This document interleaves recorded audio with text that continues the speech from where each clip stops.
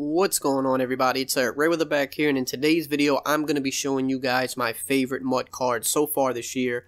Not necessarily all the best or the best of the best high dollar MUT cards, but just the cards that have performed for me throughout the year that I feel like are the best cards that I've personally used. Some of them are going to be high dollar items, some of them are going to be more budget options, but ones that have just done so great for me that I haven't really felt the need to upgrade them. So if this is your first time on the channel checking out one of my videos, and you want more gameplay tips and MUT tips, stuff like that, make sure to hit the subscribe button below. Make sure to also hit the bell icon so that you join the notification squad and never miss an upload.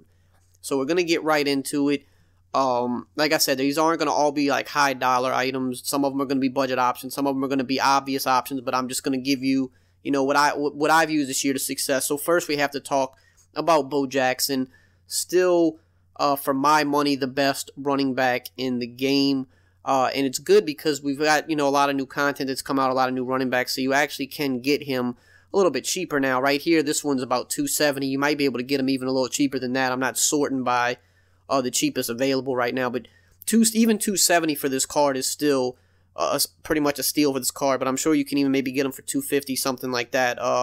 There's a lot of great running backs in the game. There are some faster running backs now, but still 94 speed is still top-end speed for a running back in MUT right now. Other than like Chris Johnson, there's not too many guys that are really that much faster than this.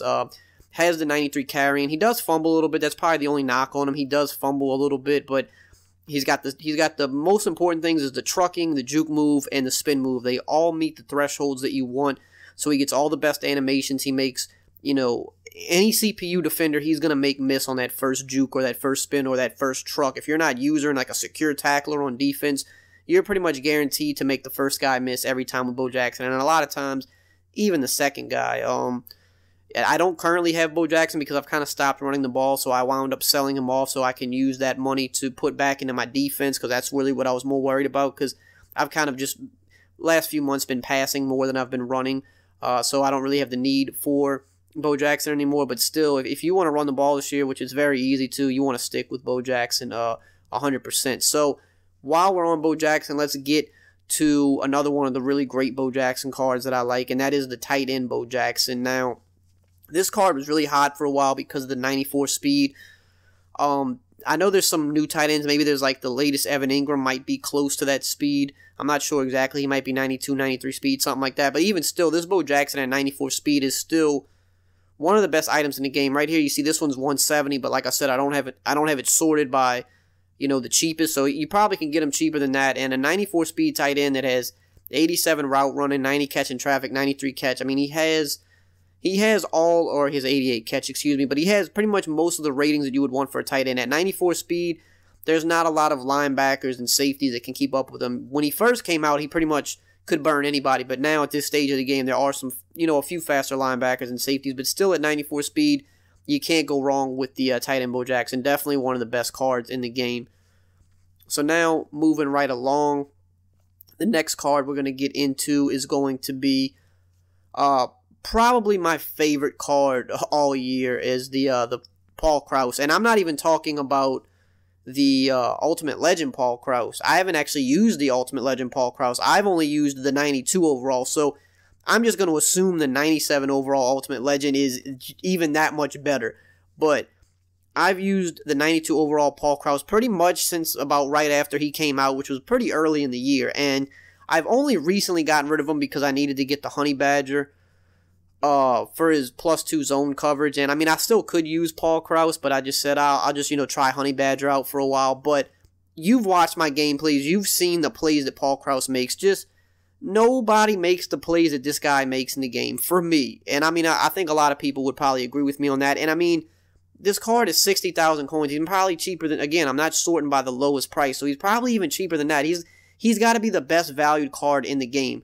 Of course, if you can afford the Ultimate Legend version, get the Ultimate Legend version, but at 6'3", 90 speed, 92 zone coverage, hit power is a little low, but he has the big hitter trait, so it kind of like, the big hitter trait kind of overrides the hit power, in my opinion. He still lays big hits and lays hit stick fumbles quite often, so the hit power really isn't that much of a knock because of his traits. But he has all the other great traits too. He has play ball, aggressive, he has the clutch trait, and I think all that factors into why he makes plays. He just jumps routes and snags balls out of the air. Like, I just haven't seen anybody else do it. He does it better than Ronnie Lott. He does it better than Ken Houston for me. I mean, all the top-end safeties that I've used, Paul Krause by far has made the most plays, the most consistent.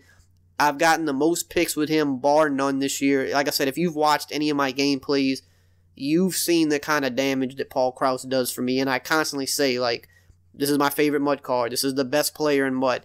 Even at 92 overall, even though there's way better cards out now, it's just something about Paul Krause. Some people, you know, you can't look at just the ratings. You have to actually watch how they play on the field. Some people just play above their ratings on the field, and some people play below their ratings. It's just one of those weird Madden things, and Paul Krause is definitely a guy that consistently plays above his ratings and is just a guy that you literally don't want to throw at. You don't, if you know Paul Krause is on the field, you want to just stay away from him because he'll go up in the air and just snag the ball out of nowhere. It's ridiculous. I can't say enough. I know it sounds like I'm like really hyping him up, but that's how good he's been for me.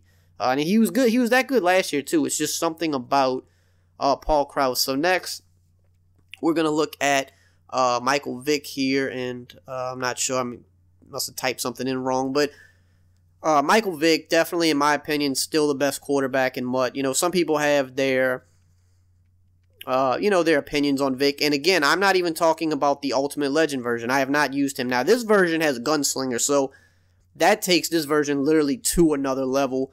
I mean, his speed, I mean, obviously the throw power, the accuracies are better, but I'm going to talk about the 93 Vick because I've had 93 Vick since the day he was released, and I have used him in every game since the day he's been released. I have not, at any point of the year, used another quarterback since the day he came out, and he has been, I mean, he's been perfect for me almost. The only knock on Vick, some people say he overthrows some passes, and yes, I have. At most, he'll overthrow like a couple passes a game, and it's only if I'm like having a really hard pass lead, like I'm really leading something super hard to the sidelines. Every once in a while, he'll throw it out of bounds. But for his combination of arm strength and speed, you live with that because the plays he can make with his legs and the defense, you make the defense respect his running ability. You pretty much have to put a spy on the field every play, which almost essentially takes another guy out of coverage. I mean, a spy can play like somewhat a little bit of coverage, but it can't cover the ground that if you had a guy, you know, in a hook zone or, you know, in a flat zone or something like that.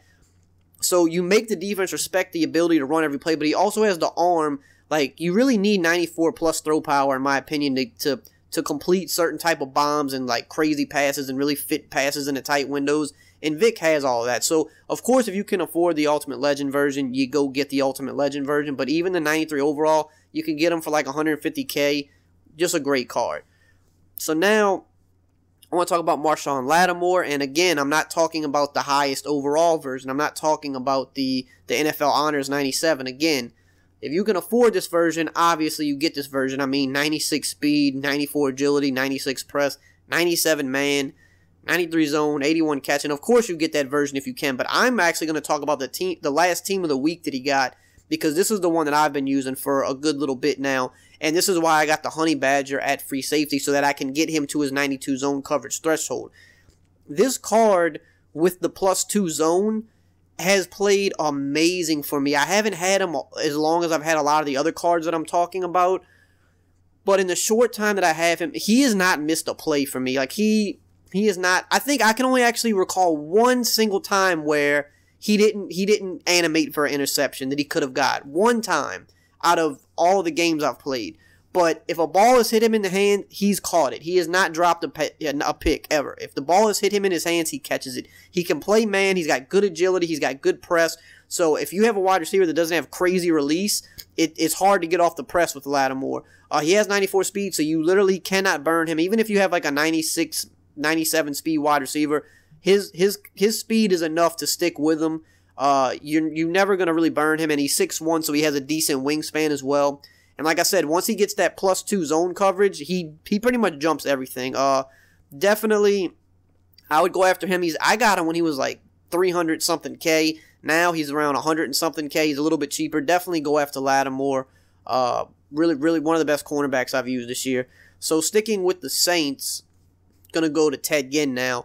Again, I've had this card since the week he's been out, so I've got a lot of play with this card. I got him when he was like 375K. Now you can get him for about 150, 160K, which is a real good price for this card because 95 speed, he is one of the fastest receivers in the game. There's only a couple wide receivers that have a 96, 97 speed. There's not that many. So he is one of, I would say, top 5, top 6 fastest receivers in the game as far as I know. He has the route running threshold at 93 route running. The only real knock on this card is he doesn't have the playmaker chem. He has the energy chem, which is good in a sense because in the open field, this guy, when it comes to jukes and spins, very good jukes, very good spins. He fakes the first guy out pretty much every time. And because he has that energizer chem, he doesn't like lose stamina when he pulls off a successful juke or spin move or something like that. So it's kind of good, but I would definitely rather him have playmaker. If he had playmaker, he would just be an absolute boss. But the 89 catching traffic is a little low, 90 catching is a little low, but for me, he has not dropped a wide open pass for me. I've used him a lot. You've seen him in a lot of my recent gameplays. He has not dropped a wide open pass for me ever. He hasn't dropped any possession catches, and I've gotten more one-play touchdowns with him than probably anybody else. So, definitely one of my favorite wide receivers. So now let's talk about Anthony Barr. And again, this is another example where I'm not talking about the highest overall. The Pro Bowl Anthony Barr, if you can afford him, you definitely get him, but he comes with a pretty hefty price tag because that 6'5" height with 90 speed is just, it's unmatched. You can lurk everything with him. But I'm going to talk about the most feared Anthony Barr because he's the one I've been using for much of the year. 87 speed, you can say, is a little bit on the slower side for linebackers now in the game because there are like a lot of 90-plus speed. Well, not a lot, but there's a good bit of 90-plus speed linebackers. But the fact that he's 6'5" still really overrides everything because at 6'5", you simply get animations that no one else gets. And there's no other 6'5" linebackers that are like 90 speed, other than that one other Anthony Barr. So if you can afford him, yeah, you get him. But this card you could probably get for $150K, somewhere around that. And is still one of the best user cards in the game. He still has 90 hit power, which is good. He doesn't have the best ratings in terms of like zone. It's okay, and block shedding, but you're gonna use this card anyway. I mean, if you watch my gameplays, you see the amount of crazy picks I get with this card. Like some of the crazy jumps in the air and animations that this guy has gotten.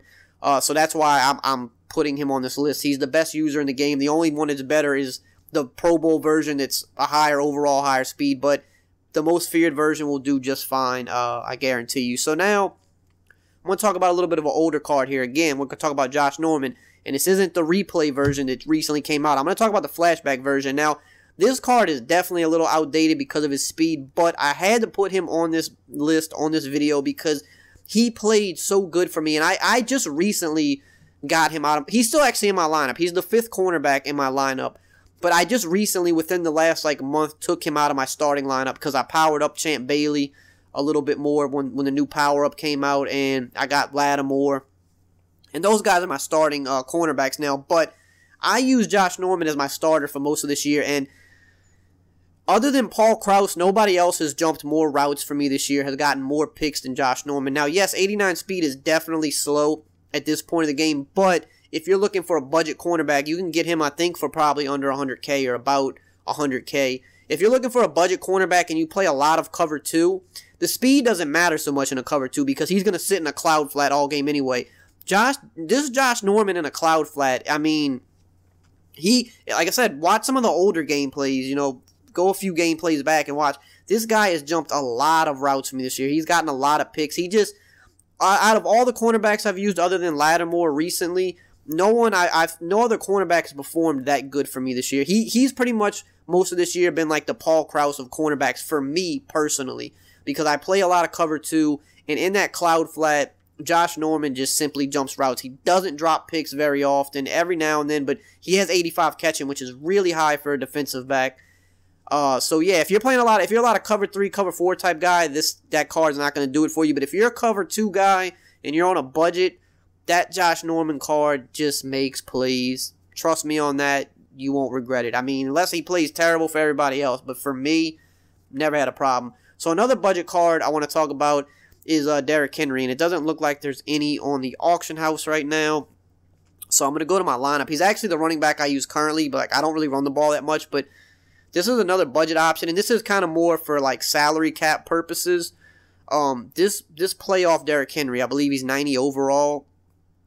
This card is so glitchy, and I don't know what I'm doing here. I'm just I don't know what I'm doing here. But look at the card on the left, the Derrick Henry on the left, all the way to the left. Not the fastest in the game, 89 speed. His main thing is his trucking ability. 92 trucking. He has the trucking threshold. But I think the thing that makes him so glitchy is his height. I've noticed that taller trucking running backs seem to get way glitchier truck animations than, you know, the shorter guys. Like, Bo Jackson gets some good animations. He trucks a lot of guys. But this Derrick Henry, flat out, he trucks better than Bo Jackson. He's more of a salary cap play. If you notice, if you've watched the Ultimate League, it's a salary cap based tournament right now. All the pros that made it, they pretty much all use Derrick Henry for that reason. This guy just trucks everybody. So if you're a salary cap player or you're a guy on a budget, that Derrick Henry is probably some of the best money you could spend. This Derrick Henry is probably a top 5 salary cap player of all time. Going back to the last 3 years since salary cap's been introduced, this card just flat out, it's ridiculous how well it trucks. So we got to talk about a pass rusher. So I personally haven't used a whole lot of pass rushers this year. I've used a decent amount, but for me, the best pass rusher I have personally used has been the playoff Cam Jordan. And what's really good about him is he's a really good run stopper as well. A lot of pass rushers are just good at rushing the passer, but this guy can stop the run too because he's a big guy, big body. He's got 91 strength, which is pretty good. He's got 94 block shedding, which block shedding matters in the run game. It doesn't actually matter in the pass game. The power and finesse move is what matters more in the pass rush, but he has 95 power move. And you can easily, if you can power him up, or if you have like some chemistries, you can easily get him to like 97 power move and 95 block shed, 95 tackles, so he doesn't really miss many tackles. Also 93 play rec, which is very important for stopping the run. So that is my recommendation for a pass rusher, and you can get him at a pretty decent price now because he's been out for a good bit.